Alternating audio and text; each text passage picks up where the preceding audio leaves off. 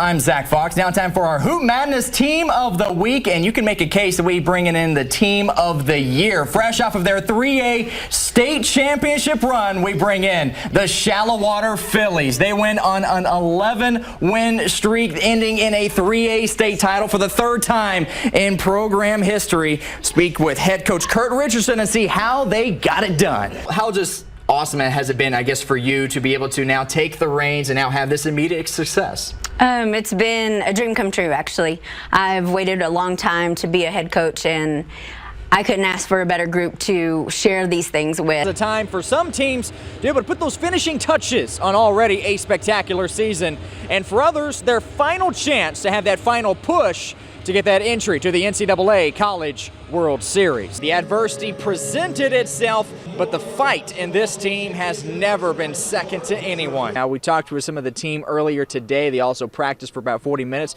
Get those legs warm, get used to this arena before tomorrow's big game. Keys to a Red Raider victory today. Key number one, back to the quarterback day. See if we can get this.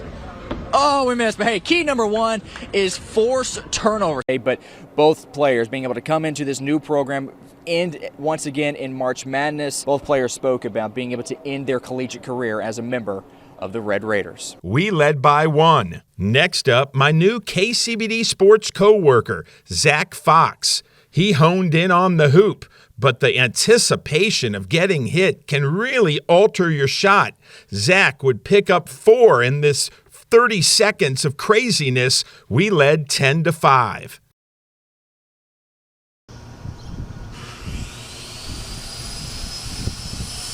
After 33 years of coaching, 13 of those recently with Monterey baseball, Kent Metter has lived a retired life for the past 2 years. Physical things. My body parts gave up on me a little bit. A few surgeries later, Coach Metter is not one to sit the bench for too long. I don't know. I just decided to pick up the hobby. Growing up with family in construction, he quickly became good with his hands. This is not particularly construction, but I just like tinkering and creating stuff.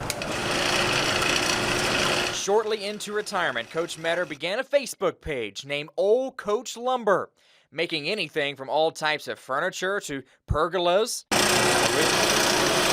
to even baseball bats. When I first started doing bats, everything was too big, which looked good, but they were hard to swing because they were too heavy.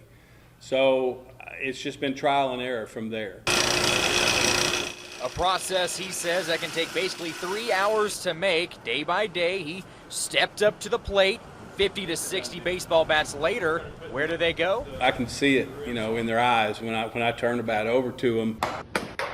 Back to the players. From Little League to high school and even college, most of the time, asking for nothing in return. There's no question they can go to the local sporting goods store and buy one that's probably prettier and, fancier maybe. They realize that I put my effort and my heart into that to kind of help push them forward. When not in his shop, Coach Metter is still hanging around the diamond. Even at camps at Monterey recently, and was even the public address announcer for the team this year. It's everything for me.